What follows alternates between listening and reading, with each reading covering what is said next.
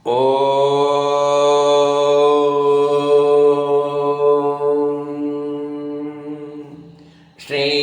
குருப்யோ நமக.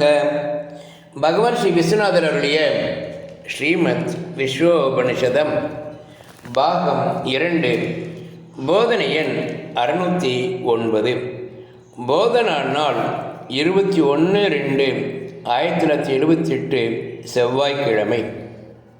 ஜீவபாவம் என்பது தேகம் முதல் உள்ளம் வரை உள்ளவைகளில் நான் என்ற பாவம்.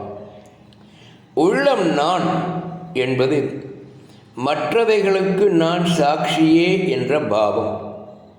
சாட்சிக்கு விகாரம் இல்லை. சாட்சியம் நசித்தால் சாட்சி கேவலாத்மாவே. உடம்பில் நோய் தோன்றினாலும் மனதில் நல்லதோ தீயதோ எண்ணங்கள் எழுந்தாலும் அவைகளோடு சேராமல் அவைகளை அகங்காரியில் ஜீவபாவத்தில் கண்டு அவைகளை விட்டு நீங்கி தான் தனியாக பிரிந்து நின்று பார்க்க முடியும். ஆரம்பத்தில் சற்று கஷ்டம்தான். முயற்சியால் அபியாசத்தால் இப்பயிற்சி சகஜமாகிவிடும்.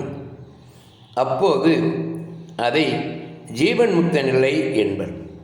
மற்றவை இதற்கு அனுகூலமான பயிற்சிகளே. ஓம் சாந்தி சாந்தி சாந்தி.